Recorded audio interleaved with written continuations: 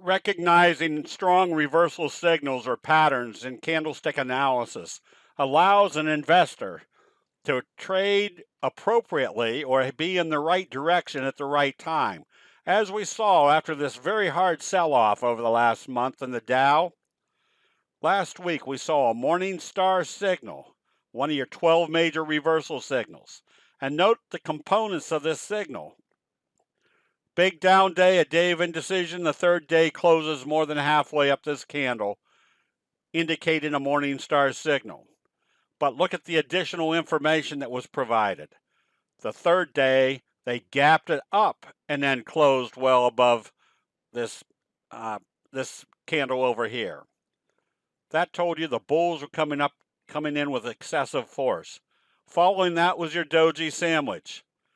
Now all you have to do is stay long in this market as long as the markets stay above the T-line. You also add the analysis of the NASDAQ, which is even more compelling, because notice your doji gap up, your best friend, on the third leg of a morning star signal, and a close above the T-line, also followed by the doji sandwich. What's your next likely target? At least you probably want to look for it to move up here to the 34 or the 50, and then possibly up to the 200. What's that imply? That your reversal has occurred. Investor sentiment, no matter what the news is out there that you hear on a day-to-day basis, the overall trend has a change of investor sentiment.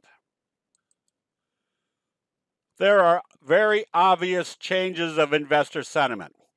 As you could see in our recommendation on Hasbro, how it did a doji, spinning top, and then gapped up right here to the T-line. What's this represent in the oversold area? Indecision. What do we expect at an indecision stage? A change of investor sentiment. The uptrend started with what we call the bullish flutter kicker signal. Had a down day, opened here, closed here. The next day they gapped it up above the previous day's open. And then we just used the simple doji rule. If it's going to trade in the direction of how they open it. It opened positive. We could be buying immediately because what were the pieces of information being given to us by this signal? That since it opened positive after a doji, it was going to trade positive. We call it a bullish flutter kicker because if you took out this little flutter, you essentially have a kicker signal that's giving you one of the strongest bullish signals. Add the fact to the positive open, also telling us the T-line is not acting as resistance anymore. The uptrend is in progress. This is just simple analysis of what occurs in human nature time after time, putting you in situations where the probabilities are extremely strong that you're going to be in the right direction at the right time. And the additional confirmation that the bulls are starting to take control again are in big stocks like Netflix. This is very simple to analyze. You're in an uptrend. It fails at the 50, but notice what happened at the T-line. They couldn't close it below the T-line. They closed as a doji on Friday. Today, when they opened it positive, what'd that tell us about the 50? It wasn't acting as resistance anymore, giving you kind of a bobble breakout.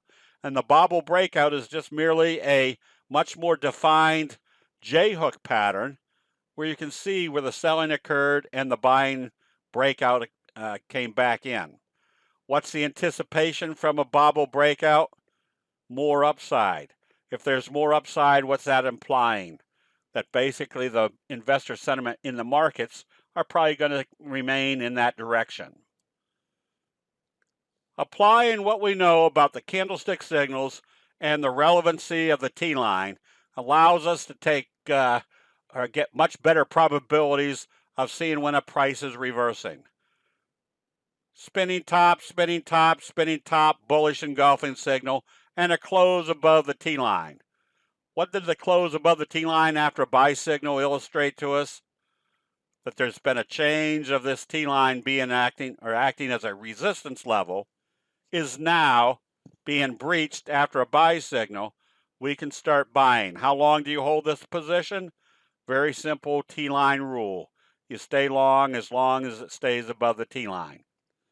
Currently, the McMuffin is showing us there is a major change of investor sentiment in the markets. So even though you might not be able to individually think of why they should be buying right now, you don't have to. All you have to do is analyze that the markets have changed, and the McMuffin pattern told us about that change, and all we can assume now is that the uptrend stays in progress until we see a candlestick sell signal. That'll be it. We'll see you in the chat rooms.